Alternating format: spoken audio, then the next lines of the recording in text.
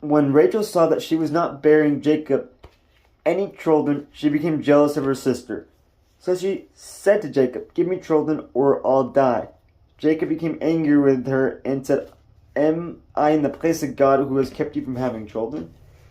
Then she said, "Here is Bilhah, my servant. Sleep with her so that she can bear children for me, and I too can build a family through her."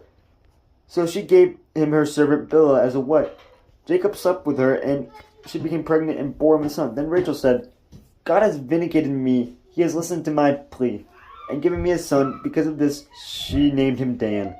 Rachel's servant Bilhah conceived again and bore Jacob a second son. Then Rachel said, "I have had a great struggle with my sister, and I have won." So she named him Naphtali. When Leah saw that she had stopped having children, she took her servant Zilpah and gave her to Jacob as a wife. Leah's servant Zilpah bore Jacob a son. Then Leah said, "What good fortune!" So she named him Gad. Leah's servant Zilpah bore Jacob a second son. Then Leah said, "How happy I am! The woman will call me happy." So she named him Asher. During wheat harvest, Reuben went out into the fields and found some mandrake plants, which he brought to his mother Leah. Rachel said to Leah, "Please give me some of your son's mandrakes." But she said to her, "Wasn't it enough that you took away my husband? Will you take my son's mandrakes too?" "Very well," Rachel said, "and he can sleep with you tonight in return for your son's mandrakes." So when Jacob came in from the fields that evening, Leah went out to meet him. "You must sleep with me," she said. "I have hired you with my son's mandrakes." So he slept with her that night. God listened to Leah, and she became pregnant and bore Jacob a fifth son. Then Leah said, "God has rewarded me for giving my servant to my husband." So she named him Issachar.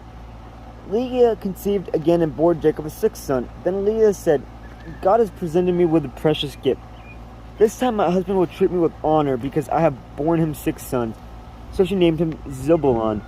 Sometime later she gave birth to a daughter and named her Dinah.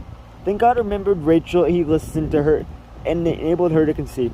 She became pregnant and God gave birth to a son and said, "God has taken away my disgrace." She named him Joseph and said, "May the Lord add to me another son." Jacob's flocks increased. After Rachel gave birth to Joseph, Jacob said to Laban, "Send me on my way so I can go back to my own homeland. Give me my wives and children, for whom I have served you, and I will be on my way. You know how much work I have done for you." But Laban said to him, "If I have found favor in your eyes, please stay. I have learned by divination that the Lord has blessed me because of you." He added, "Name your wages and I will pay them." Jacob said to him, "You know how I have worked for you, and how your livestock has fared under my care.